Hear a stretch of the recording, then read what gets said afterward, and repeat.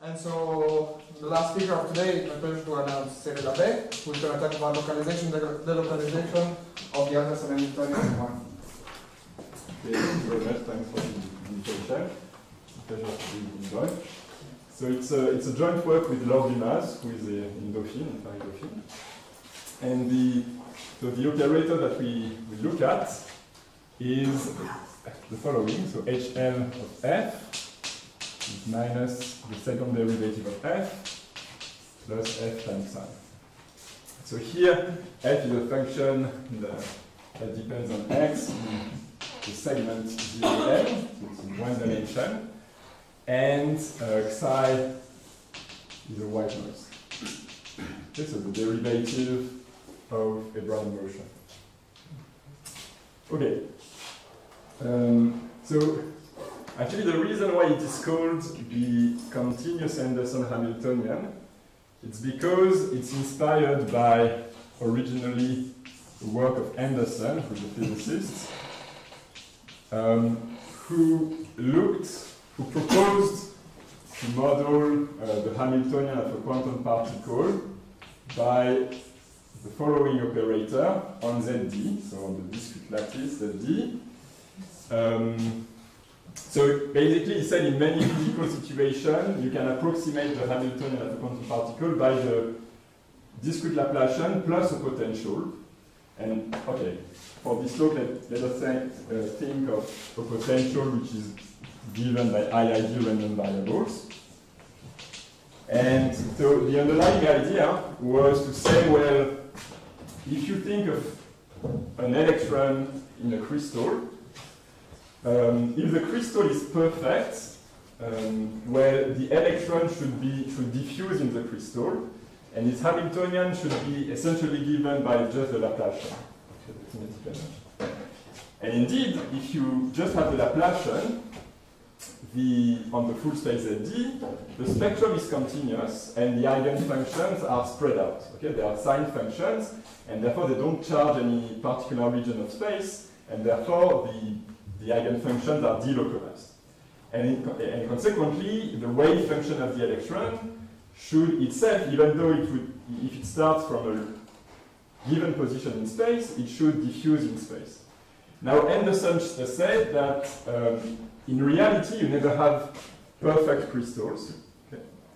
And you have impurities, you have defects of mass in the atoms of the crystal, you have defect of periodicity, and one way to model all these defects is to consider a random potential, okay, and say IID random variables, but in his paper it's kind of general. He doesn't make so much assumptions on potential. And then what he showed in this paper is that in dimension 3, if you look at the spectrum of this operator, at least the bottom of the spectrum is now made of pure point eigenvalues. I mean, the spectral measure is pure point, and the eigenfunctions are localized. Okay, so the eigenfunction that is this operator, at least for the bottom of the spectrum, are localized. And what does it mean? It means that if the particle starts with a small enough energy, it will remain in bounded region of space, which corresponds to the support of the eigenfunctions. Okay, so we have a competition between the Laplacian that spread out the mass and the potential that tends to localize the mass. And so the argument of Anderson was if the potential is strong enough, or if you look low enough in the spectrum, you're going to get localized eigenfunctions. Okay. And then in the mathematics community, there was a lot of works in the 80s and 90s, and these works in this discrete setting showed basically two things. So in all dimensions, indeed, the conjecture, it's a conjecture because it's not a real proof for mathematicians, but the lower part of the spectrum is localized. What I mean by localized, I mean the lower part of the spectrum is pure point. You have real eigenfunctions, eigenvalues, and the eigenfunctions are exponentially localized. And second, the general results where in dimension 1, and specifically in dimension 1, the whole spectrum is localized. You don't have restriction on the energy in the spectrum, and typically the eigenvalues are Poissonian. Okay, so if you zoom in the spectrum and you look at the eigenvalues, locally they are Poissonian. So that's a typical picture from this literature. Okay, so this indicates somehow that in dimension 1, the noise wins. Okay, the noise creates localized eigenfunctions, and so basically it dominates the Laplacian. So now, so that's for the Anderson localization. So now, there were works in random matrices, more recent works, which aim at understanding what happens if you diminish the intensity of the noise. Okay, so people considered this random matrix, n by n matrix, which is so essentially this operator in finite volume. So you have 2 plus psi 1 minus 1, 2 plus psi 2 minus 1, etc.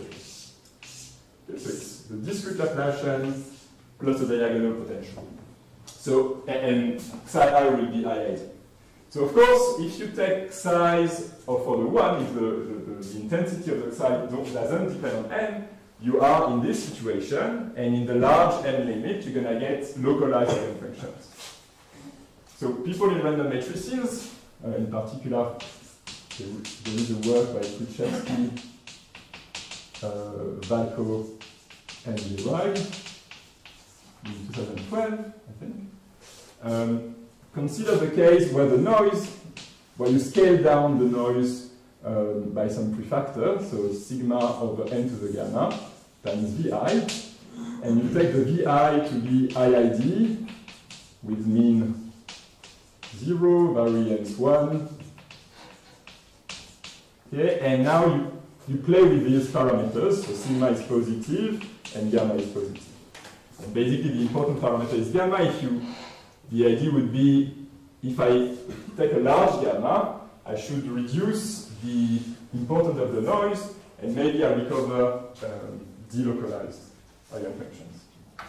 Okay, and indeed, what they showed in this paper, okay, so before I state the results, so in that case, if you scale down the noise, basically, macroscopically, the eigenvalues of this random matrix should be given by the eigenvalues, essentially, of the Laplacian. Okay, the noise is the second order term. And indeed, if you look at the density of states of this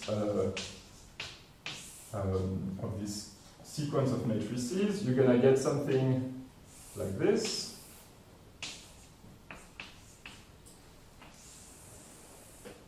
This is rho of E. And rho of E, so this function rho of E is some constant over E 4 minus E.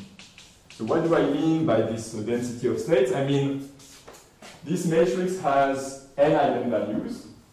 If I want to compute the proportion of eigenvalues in some interval I, well, asymptotically in n, it's given by the integral of rho on this interval I. Okay, and this is nothing but the density of states of the Laplacian on the finite box. Okay, the discrete Laplacian. Okay, so basically, if it's seen from far, you don't see the noise. But now what they do in this work, they say, well, take some energy E. There is a forbidden zone. So, okay, tell me if you don't see what I'm writing. I'll try to. So then in this work, what they do, they say, well, let's fix some energy E, and let's look at the eigenvalues, at the local statistics of the eigenvalues near E. So they look at lambda n, the nth eigenvalue, minus E, and then times a prefactor that depends on the density of states, so it's n rho of E. Okay, so that's 1 over this factor is a typical spacing between two consecutive eigenvalues of this matrix. 1 over this factor is the typical spacing. So it's natural to look at this rescaled point process. And what they showed that this quantity converges when n goes to infinity in law to 3 possible limits. So there is a localized space, so gamma smaller than 1/2. The localized regime. In that case, you recover Poisson statistics. So you recover a Poisson point process. Okay, so in that case, you didn't scale down the noise fast enough, and therefore we are back to this situation. There is the delocalized phase, where you sense the noise fast enough to 0, and in that case you get basically the local eigenvalues of the Laplacian.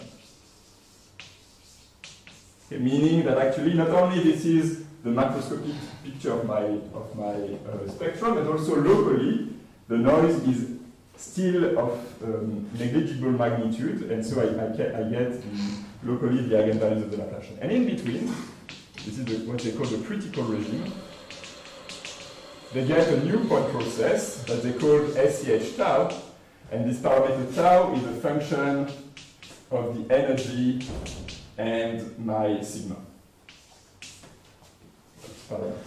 So now what is this point process? Well, they provide a description of this point process, SCH tau, as the location, the lambdas in R, for which some phase function diffusion, phi lambda of 1, is equal to 0 modulo pi.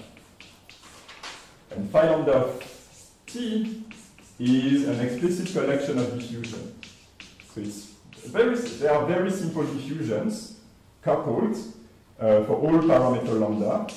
And basically what you do to identify this point process, you look at this collection of SDEs, which are explicit, driven by two independent bound motions, and you look at those lambdas, so lambda is involved into the SDE, at those lambdas for which the terminal value of this diffusion is a multiple of pi. So it's a very nice description of the point process. And indeed, they also, so actually I'm cheating a little bit, they didn't prove this and that, they just proved this, but they kind of claim it's clear that these two things are then true, and also you can show that this point process interpolates in between these two situations by sending tau to infinity or 0 to infinity. Okay, so you can recover these two situations by taking sigma to 0 or sigma to infinity. And this can be essentially proven. Okay. And so the question I'm asking, the question I'm asking is, well, this operator is a discretization of my continuous Hamilton. Yeah? Where is tau here? Where is tau? Yeah, it's phi lambda tau. So the tau intervenes here. Thank you. So the drift depends on tau. So yeah. The equation of phi lambda depends on time. Okay, so now the thing is, this is a discretization of my continuous operator. And in particular, if you want to recover, at least formally, this operator for fixed L, so HL, you recover HL for fixed L from this model by taking gamma is equal to 3/2, and by taking sigma is equal to L to the 3/2. Okay, so if you apply this, if you take these parameters, and then you multiply the matrix by n squared, you recover this operator. So what does it say? It says that at least for fixed L, we should be in delocalized space. But now, if we increase the size of the box, we should come back to a localized space. So the question is, what happens?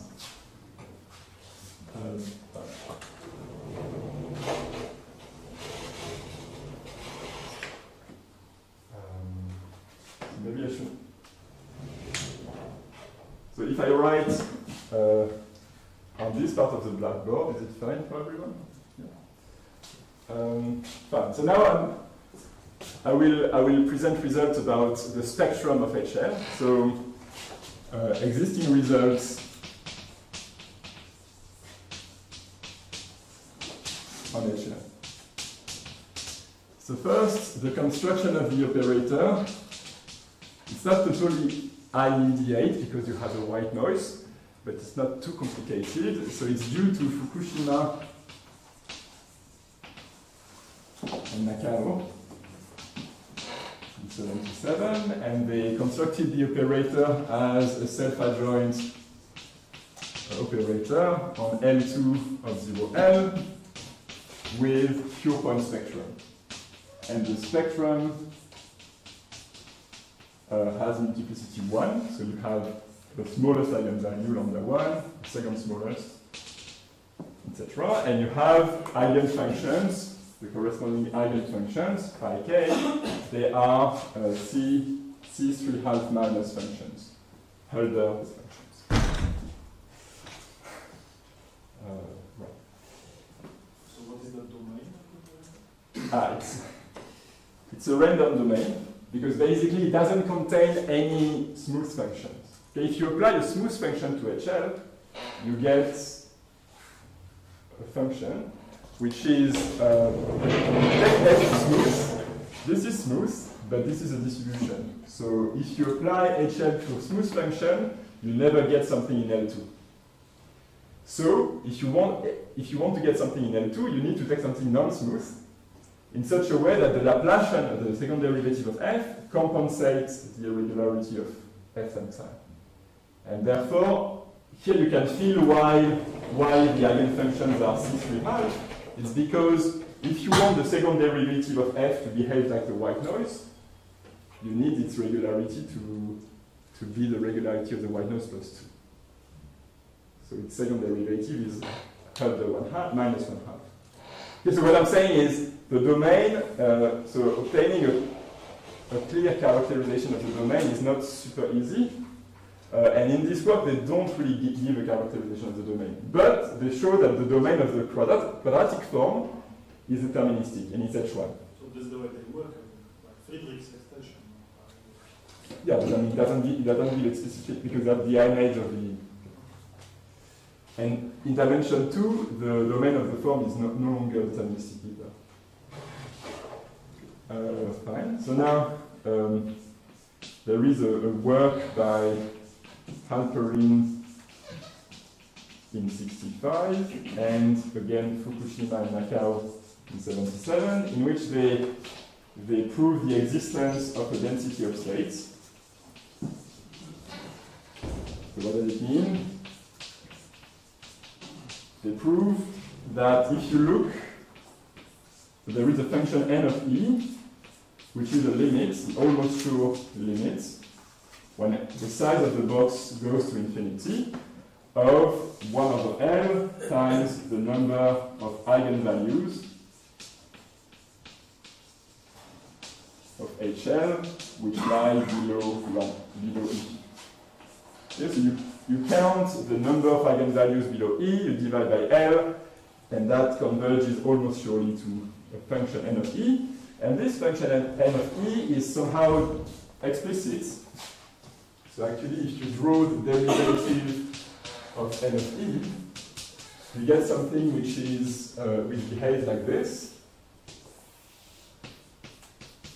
So I'm drawing small n of E, and I get something that decays exponentially at minus infinity and polynomially at plus infinity. So here we get something that behaves like a constant over square root of E, and here we get something that behaves exponentially, so have a prefactor, something like this.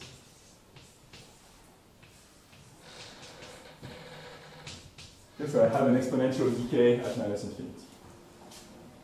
And actually there is a not so ugly formula for n of E, and out of this formula you can derive the asymptotics. And by the way, if you draw the density of states of the Laplacian, of minus the Laplacian, you get something like that. Okay, so you get the same tail at plus infinity, but you don't get anything negative because minus Laplacian is positive. So that's the density of states of minus Laplacian. Okay, and then there was a work by Makin in 94, where he was interested in the behavior of the first eigenvalue as a function of L. And he showed that if you take Al to be 3/8 of log L to the 2/3 deterministic function, then lambda 1, the first eigenvalue, when L becomes large, it behaves at first order like minus Al, and it fluctuates around minus Al like 1 over square root of Al. And the fluctuations are given by a Gumbel law. And L goes to infinity. So what does it mean? It means, so first of all, you see the order of the first eigenvalue, minus Al, it's consistent with this picture, because minus Al is basically the point where the density of states is of order 1 over L. Okay, so it's consistent because if you make a computation, you see that n of Al is essentially 1 over L. Okay, so to see the first eigenvalue, even macroscopically, you need to look at things around minus L. So it's consistent. And now the fluctuation, so you see that the fluctuation, they live in a tiny window of size 1 over square root of Al around that point. Okay, so the first eigenvalue fluctuates in a tiny window. And then, yeah, that's it. So now, what we were interested in with Lord Dumas was to get more information about the laws of the eigenvalues, eigenfunctions, not only in the bottom of the spectrum like Makin, but also in the rest of the spectrum. So now I'm presenting results with Lord Dumas. So it's basically made of two sets of results. One which is about what we call the bottom of the spectrum. And this is written down.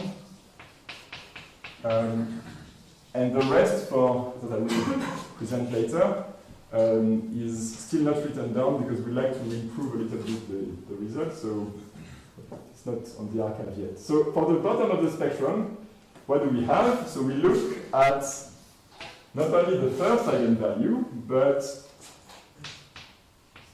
the point process of eigenvalues in the same scale as Makin. Okay, so we look not only at the first, but at the joint law of the first eigenvalues. We also look at the location of the maximum of the eigenfunctions. So ui here is the location of the max of my ith eigenfunction. Okay, so ui is the point where this quantity is maximized over 0n. And then I look at the rescaled eigenfunctions.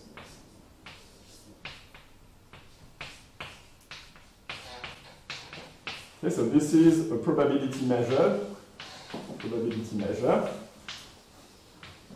on 0, 1. So I rescaled 0L onto 0, 1. I get a probability measure. And what we showed that this triple, this sequence of triple, converges in law when L becomes large to this limit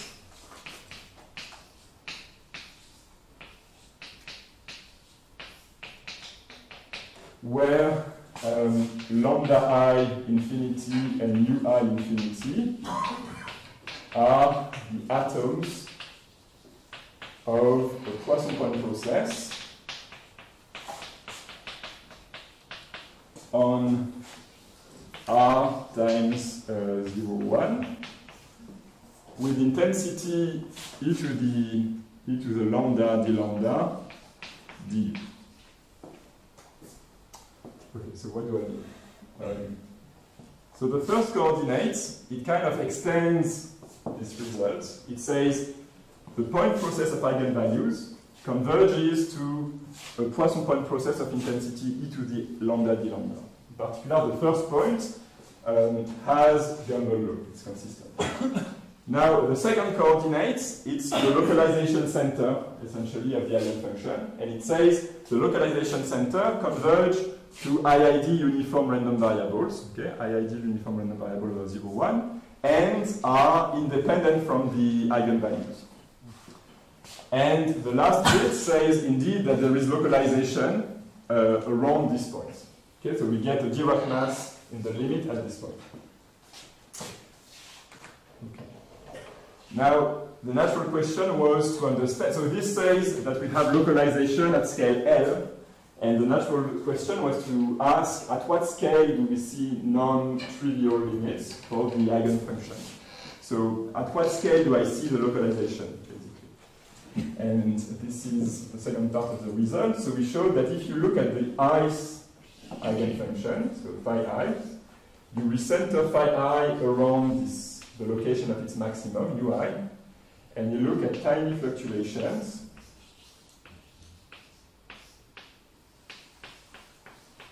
Okay, so I look at fluctuations which are tiny. I need to take the absolute value because phi I can be signed, so I take the absolute value, and I have to scale down things a little bit. This is unimportant, this factor.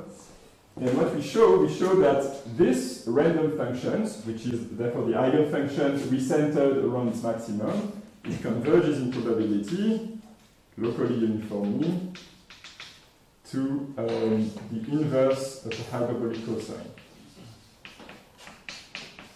Okay, so in particular, the limit doesn't depend on the rank of the eigenfunction. And it also says that the localization length is of order 1 over square root of AL. Okay, so that's for the bottom of the spectrum.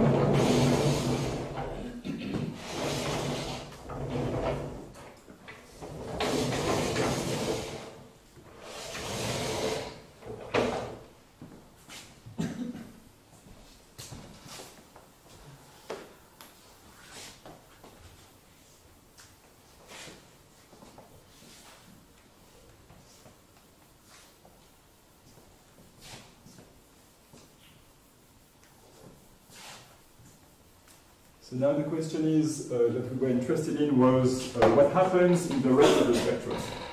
So we didn't, we don't have a complete picture of the rest of the spectrum, but we have some zones. So first, we have a zone that we can call the bulk. That is, we look at energies of order 1. So we fix E in R, okay, in R, the density of states, the derivative of the density of states of order 1. And then what we show that if we rescale, if we look at the point process of eigenvalues around E, and properly rescaled, so the prefactor is n of E times L, this point process, okay, converges in low to a Poisson point process of intensity dx. Okay, so we show that if you look at the eigenvalues of order 1, locally you get Poissonian statistics. And we also show, so I don't want to write something precise, but we also show that the eigenfunctions are exponentially localized on islands of order 1. Okay, so the exponential rate is of order 1. So we have localization in the bulk of the operator. And therefore it kind of says, it indicates that the operator on the full space is localized. Okay, so there is Anderson localization for the operator in the full space. Because on the full space, you won't see the tails to the right and to the left of this density of states. Okay, you only keep the bulk. So now the third regime is called critical. You take E of order alpha L for some positive alpha. So you look far to the right on this density of states. And then what we show that for essentially the same scaling, here we zoom in around some energy E, we apply the central factor to get spacing of order 1. So actually we and then what we show that this point process converges in log when L goes to infinity to the point process SCH of parameter 1 over alpha. Okay, so in that regime, we recover the same point process as Krichevsky, Valco, and Dirac, and the parameter tau is linked to basically the position in the spectrum when we look at order L.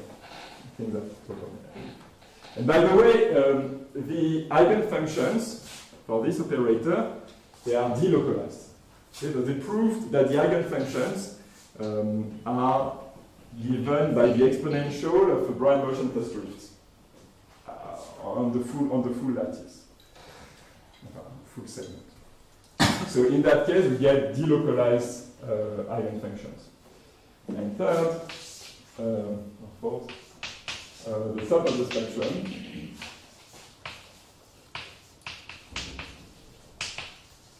So we look at energies which are much larger than L, and in that case, well, as you can imagine, we get things which are close to the eigenvalues of the Laplacian. So basically, I don't want to write something pretty formal, but this point process is very close to the same point process, but for the eigenvalues of the Laplacian, without the noise. Okay, so eigenvalues of minus Laplacian. Okay, so it says at this level of energies, the noise is a second order perturbation somehow. Okay. So if you were to zoom in around this point, probably you would get fluctuations which are there. Fine. Okay, so I would like to give a few ideas on the proof of this thing. Because this is the hardest part. Okay, this is not so hard. I mean, it's even easy, basically. This is also easy, but this one is much harder.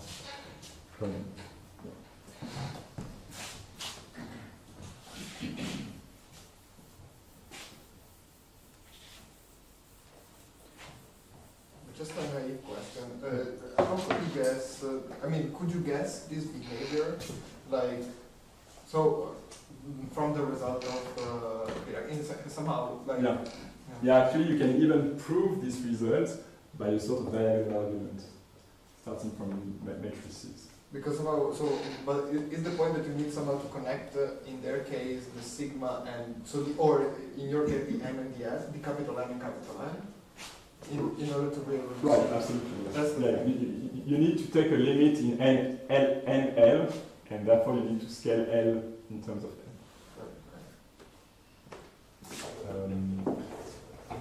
But again, it's not very hard, this proof, even directly at this level. Okay, so ideas of the proof.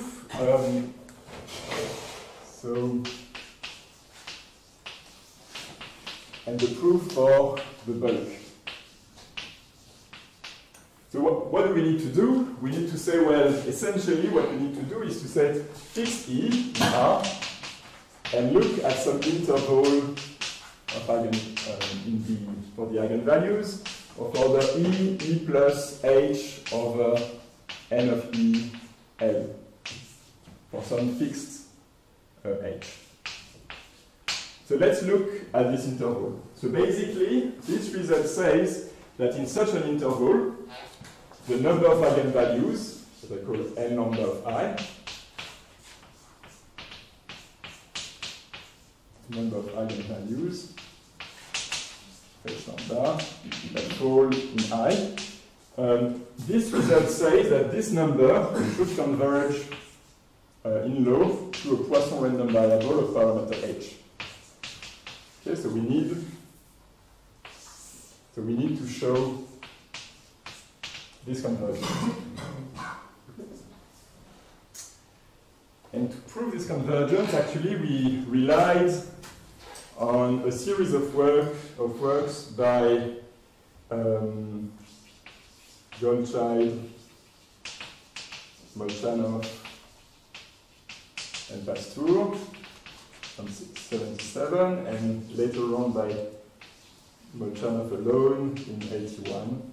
So there is a series of works on a similar operator, but where instead of having a white noise, you have the I made through a smooth function of a stationary Brownian motion on a compact manifold. Okay, so it's a bit, yeah. So it's definitely something which is convenient technically. It doesn't really make sense physically, probably, but it's convenient for them. And so in this series of works, they prove, in that one, they prove a similar result to this one. Okay, so they prove Poisson statistics for the eigenvalues of the one of the operator minus Laplacian plus this quantity. And so what is the strategy? It's a very nice work, a series of works. Okay, maybe I don't want to forget any step. Right, so what is the strategy? So first you look at your interval 0L and you split 0L into subintervals, into k subintervals of length L over k. Okay, so k goes to infinity with L and is not too large. It's much smaller than okay, something. Not too large. Okay, so you give yourself some k and you split up 0L into subintervals, and then you consider restriction of the operator HL into the corresponding boxes. So here you look at the operator in I k over L, L over k, I plus 1, L over k. Okay, so you look at your operator in each box, and this collection of restriction of the operators, these restrictions, they are independent. Okay, so they depend on the noise on disjoint boxes.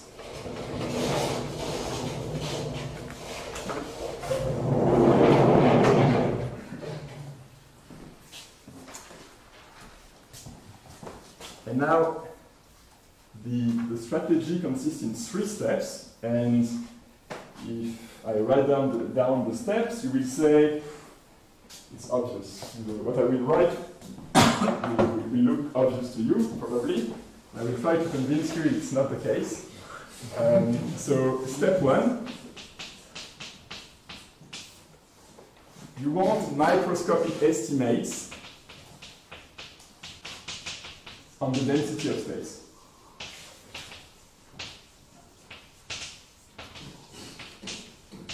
So what do I mean? I mean, you look at the expectation of n L of I, so the number of eigenvalues of my operator HL that fall into my microscopic interval I.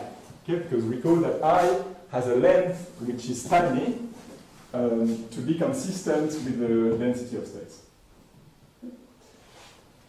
This quantity, you prove that it is indeed of order h times 1 plus e to the power of 1 when L goes to infinity.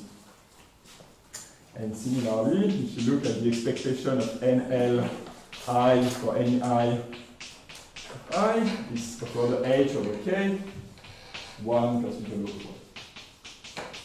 So you'd say, well, it's kind of obvious because it's just a discretization of this convergence. But if you think about it, this type of thing is completely wrong for the Laplacian. If you look at the Laplacian, you have a smooth density of states, but microscopically, things are completely deterministic. So you have spacings in between two eigenvalues where you don't have eigenvalues. Okay, so if you choose I, so nothing is random for the Laplacian, but if you choose I, which is an interval that doesn't intersect two eigenvalues, you have 0. You don't have the length of I. So here, this kind of estimate says that microscopically you have a sort of spreading of the eigenvalues due to the noise. Okay? So it's not obvious, and the proof is not obvious. Second step. Here again, you're going to say it's obvious, but you take the probability. So the second step consists in proving that the probability that NL of I, the number of eigenvalues for HL that fall in I, is equal to the sum from over I from 1 to k of NL I of I. This probability goes to 1 when L goes to infinity. So what does it mean? Well, my operator on the full box, 0L, is well approximated by the sum of my operators on small boxes. So probably you would think it should be true, it's obvious, but here again, this is wrong for the Laplacian. Okay, for the Laplacian, you have a situation where this is just wrong.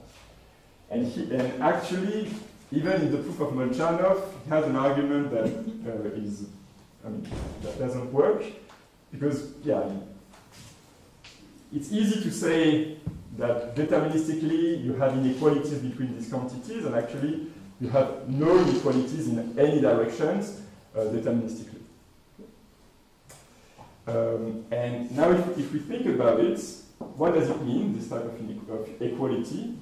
It means that there is a sort of localization of the eigenfunctions.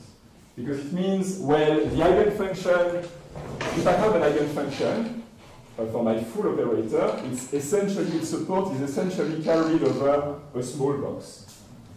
Okay? And indeed, the proof consists in proving exponential decay of the eigenfunctions. Somehow.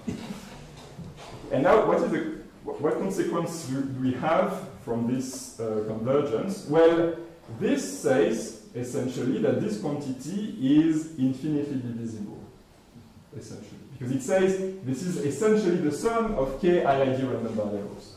Okay, so it means, so as a consequence of this step,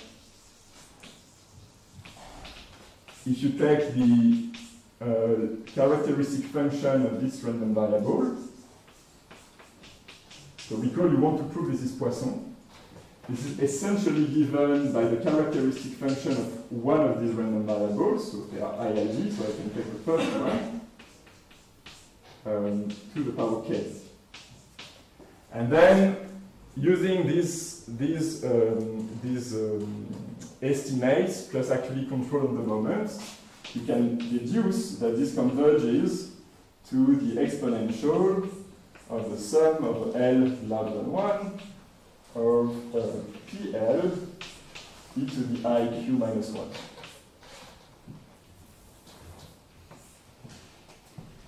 So what I'm writing here, I'm just writing the characteristic function of a compound Poisson law.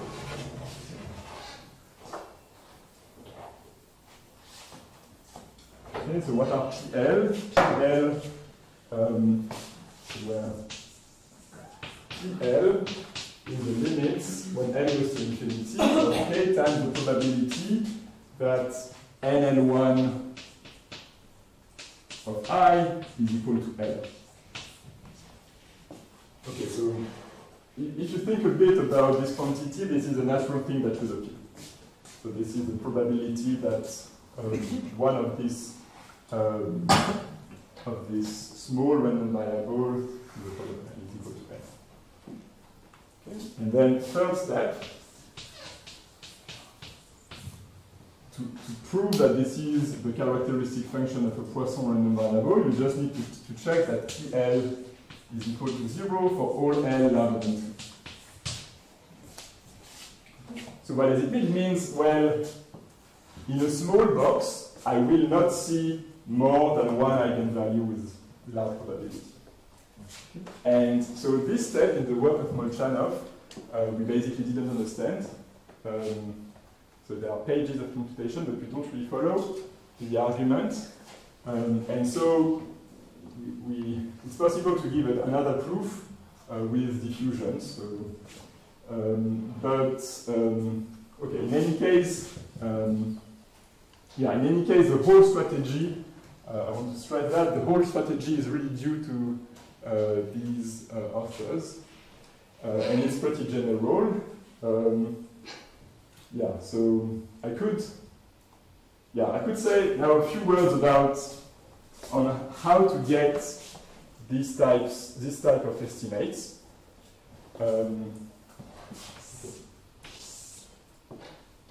So there is a key tool in these works.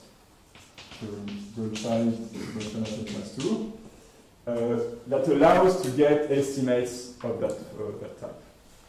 And this key tool consists in saying the following. So it's a beautiful formula, which holds probably in many situations. So suppose you want to compute statistics of your eigenvalues, eigenfunctions. So you sum up about the eigenvalues lambda, some functional of lambda and phi lambda. Okay, so lambda is an eigenvalue and phi lambda an eigenfunction. What they showed in this work, they showed that this quantity can actually be computed in the following way. That's the integral over 0L, the segment, the integral of lambda over lambda, the integral over the phase, I will try to explain the phase afterwards, of these quantities. Okay, so what I will write will be impossible to understand right away, but I will try to explain it afterwards.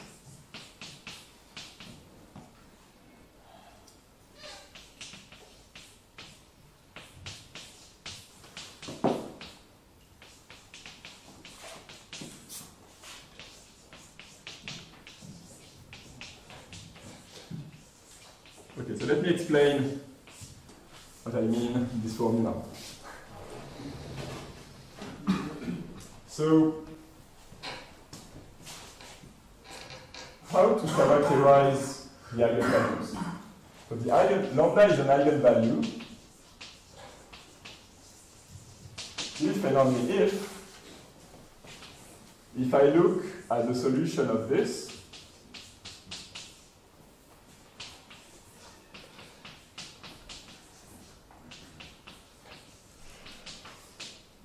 so if I look at the solution of this equation, so I start from 0 at 0 and I run this ODE, then, so if and only if, the solution of this satisfies y lambda of L is equal to 0. Okay, so if the boundary conditions are satisfied at both ends, then lambda is an eigenvalue. And actually, there is no reason for running time from 0 to L. So you could also look at what happens if you start at time L from 0 and look at the backward equation.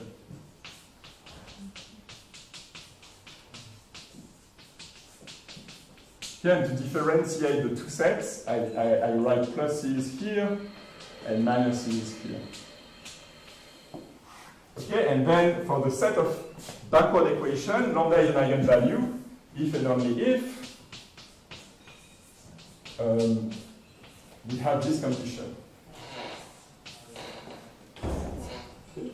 So if you look at the backward equation, the boundary condition is also satisfied at 0. But also you could also ask something which is a joint condition, where you ask y lambda plus of t is equal to y lambda minus of t for some t.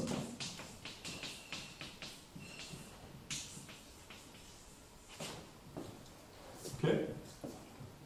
So, okay, I'm missing another condition about the derivative, but essentially this is a condition. So then, one way to identify the eigenvalues is by looking at these two sets of differential equations and by checking the boundary condition at some time t. If the boundary condition is satisfied, then lambda is an eigenvalue. Otherwise, it's not an eigenvalue.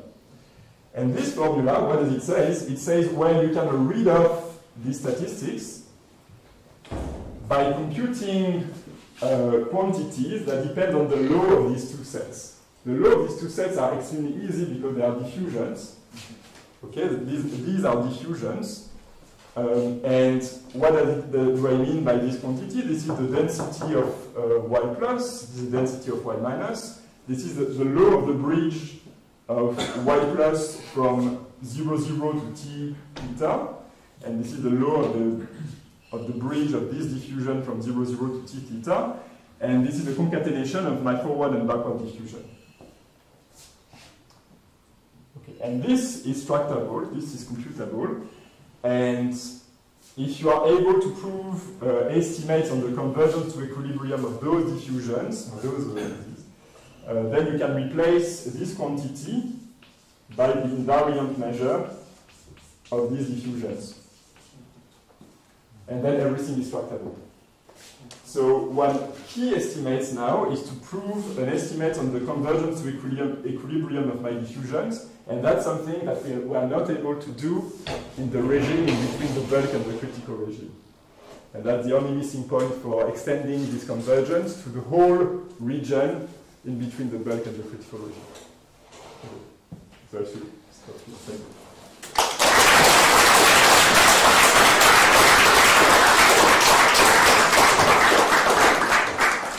Are there any questions? Okay.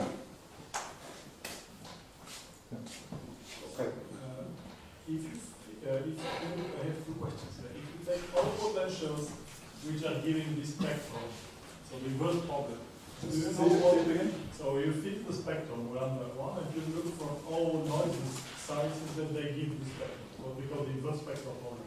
Do we know something about the law? Do you know something about the law of this type? So the inverse problem is you. Yeah, you fix the spectrum. What does it mean? So you fix the statistics, or you fix, yeah, somehow all these random variables. Okay. If you look side giving the spectrum is very important in other issues. So do you have some idea what is the type of potentials giving the spectrum? Do they have all the same law? No.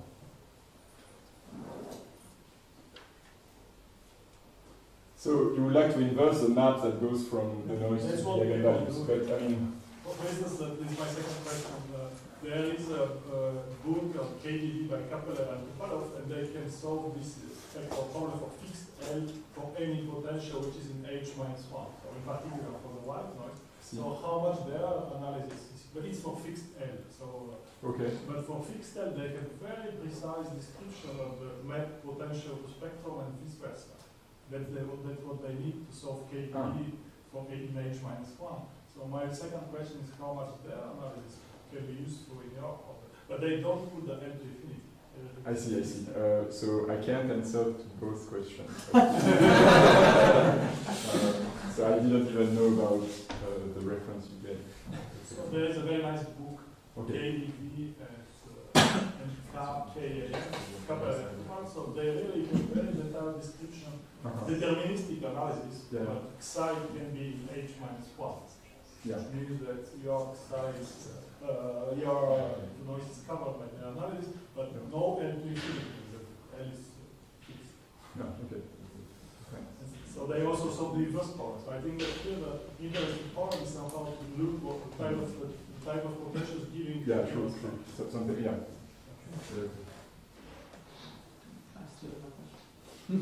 Okay, going back to the bottom of the spectrum. So you show that the first k eigenvalues are all localized on some point, and they're localized on a scale which is like 1 over log L to some power. Can you say anything about the correlations of the localization points? So if you take U1 and U2, for instance, can you say anything about the correlation? Independent. They're independent. Yeah, because Okay. the point process was the point process you had. So the limiting point process, these points. Okay, it's a Poisson point process on R times 0, 1, and the density is this one. So it means Oh, if you look just at this margin, the U marginals, you get IID uniform random variables. Okay, because Poisson point process on 0, 1 with intensity du, you get IID uniform random variables. So they are independent. and can you say something similar for the bulk of the spectrum? Or No.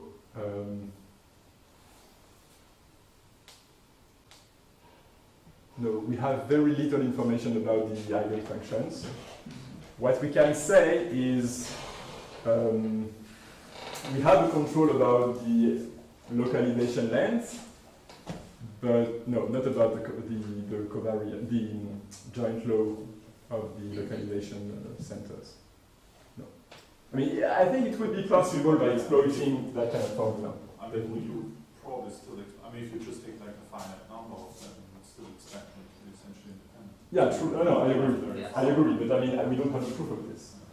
But probably if you exploit this, it's possible. Yeah. So, in your result about the number one, But not on this way. you said that you wrote a formula for the density of the eigenfunction. I don't remember very well. It seems to me that this is what you obtain when you put infinite walls, a free particle on an infinite wall. Is that correct or not? Free particle. So you have a potential which is infinite. So free particle on a segment. Yeah. Then you have signs, no? With the zero boundary. It's just a Laplacian on 0L, no? In that case.